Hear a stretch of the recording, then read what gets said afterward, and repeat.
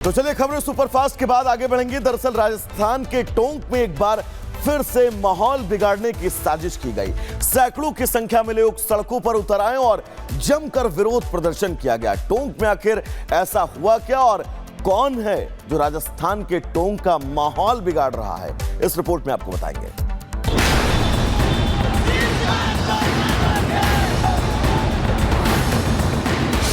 सड़कों पर जुटे लोग,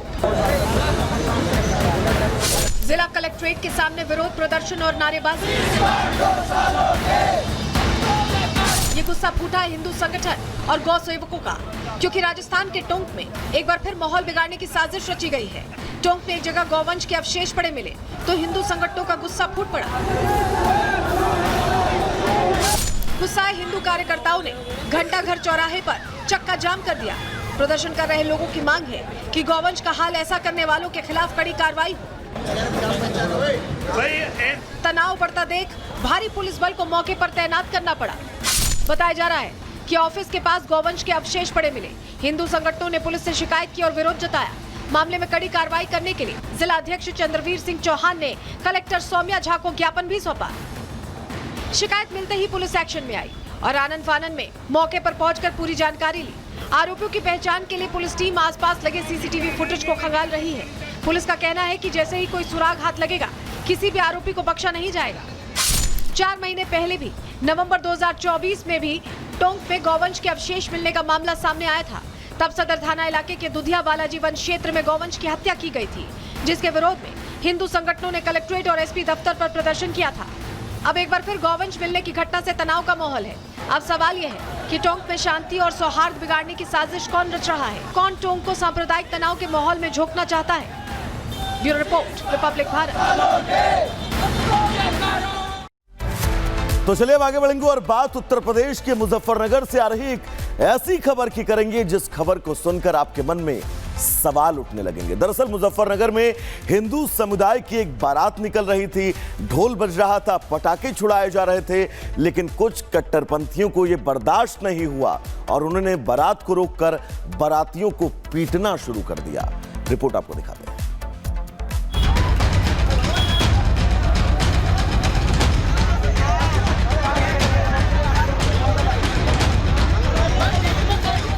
कुछ लोगों के दिमाग में कट्टरपंथ का जहर इतना भरा होता है कि दिवाली होती है तो उसका विरोध करते हैं। रामनवमी की शोभा यात्रा निकलती है तो उस पर पथराव करते हैं। और मुजफ्फरनगर में तो हद ही हो गई।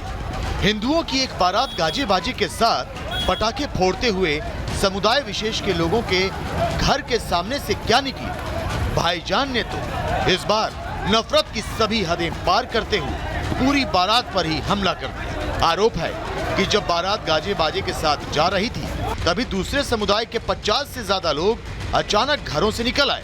इन लोगों के पास लाठी डंडे थे। अचानक दूसरे समुदाय के लोगों ने पूरी बारात को घेर लिया और नाचते गाते जा रहे लोगों को घेर कर मारा। ये जो आप तस्वीरें देख रहे हैं, ये मारपीट के बाद की हैं। देखिए कैसे लोगों को चोटें आई हैं। आधा दर्जन बाराती घायल हो गए, लेकिन जिनके दिमाग में जहर भरा है उन्हें क्या, उन्हें तो हर चीज से दिक्कत होने लगती है। लेकिन इस बार समुदाय विशेष के लोगों ने हमला करके जो गलती की है वो उन्हें भारी पड़ने वाली है, क्योंकि पुलिस अब घर घर जाकर आरोपियों को पकड़ रही है। 14 नामजद और 50 अज्ञात लोगों के खिलाफ केस दर्ज भी हो चुका है। एक बारात आई थी, यहाँ पे एक दूसरे पक्ष के साथ वाद विवाद हुआ है, मारपीट हुई है। कई लोग इसमें घायल हुए हैं। सभी घायलों का CHC वगैरह में मेडिकल करवाया जा रहा है और पीड़ित पक्ष से तहरीर प्राप्त कर इसमें बहुत ही एक सख्त धाराओं में इसमें मुकदमा पंजीकृत किया जाएगा और जितने भी इसमें आरोपित हैं सबके विरुद्ध बहुत सख्त विधिक कार्रवाई अमल में लाई जाएगी। जिस तरह से हिंदुओं की बारात पर हमला किया गया, उससे तो यही लगता है कि कुछ लोग सब कुछ अपने हिसाब से चलाना चाहते हैं। अपने त्योहार, अपने उत्सव तो धूमधाम से मनाते हैं, लेकिन वहीं जब हिंदू कोई कार्यक्रम करता है तो इन्हीं लोगों को चुभने लगता है। हालांकि मुजफ्फरनगर के तितावी थाना क्षेत्र के सैदपुर खुर्द में जो घटना हुई है वो आरोपियों को भारी पड़ने वाली है, क्योंकि यूपी में कानून का राज चलता है। Bureau report, Republic Bharat. तो उत्तर प्रदेश में जिस कानून के राज की बात की जा रही है, लेकिन मुरादाबाद में उसी कानून को कुछ कट्टरपंथियों ने जबरदस्त चुनौती दे दी है। दरअसल मुरादाबाद में एक दलित बच्ची के साथ 2 महीने तक लगातार गैंगरेप किया गया और जब आरोपियों का मन यही नहीं भरा तो उसके हथेली के ठीक ऊपर लिखा ओम का निशान तेजाब डालकर मिटा दिया गया। रिपोर्ट आपको दिखाते हैं।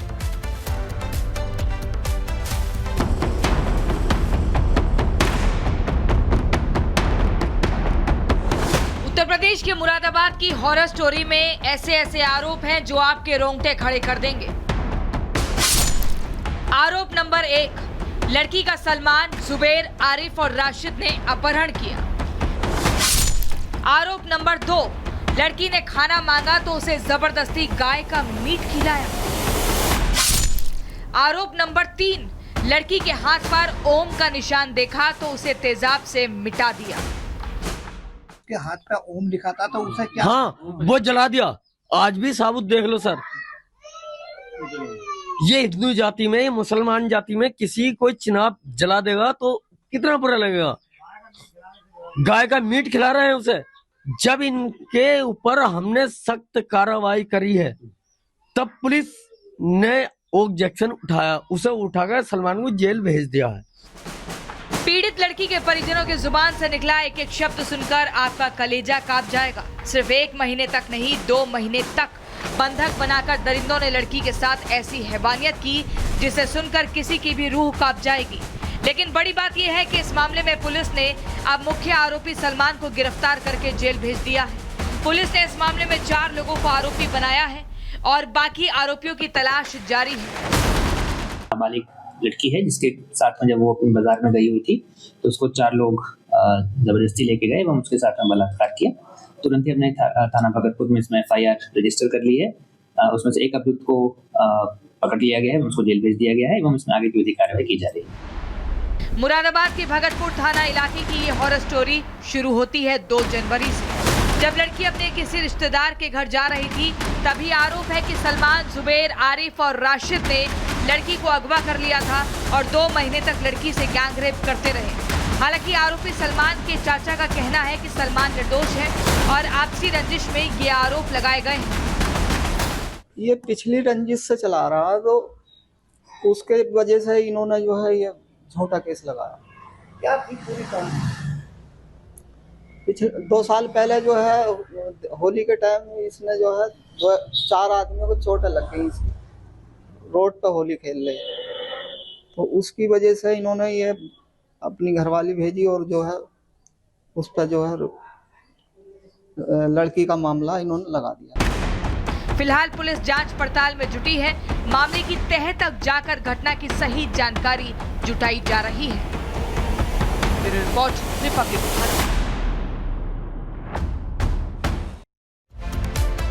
इस वक्त एक सवाल जमकर पूछा जा रहा है कि क्या बांग्लादेश पाकिस्तान बनने की राह पर अग्रसर हो रहा है, क्योंकि बांग्लादेश के अंदर जो घटनाएं घटित हो रही हैं उन घटनाओं के बीच सवाल यही है कि क्या यूनुस सरकार आंखों में पट्टी बांधकर बैठी है। एक ऐसा कट्टरपंथी संगठन जिसे बांग्लादेश के अंदर बैन कर दिया गया था, लेकिन वो संगठन अब बांग्लादेश के सड़कों पर खुलेआम जुलूस निकाल रहा है। रिपोर्ट आपको दिखाएंगे।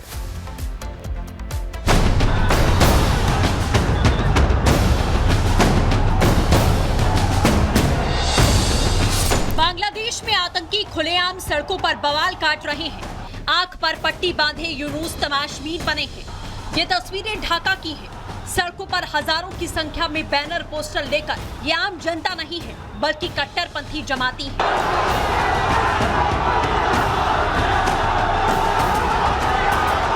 बांग्लादेश में बैन है कट्टरपंथी इस्लामी संगठन हिज्ब उत तहरीर।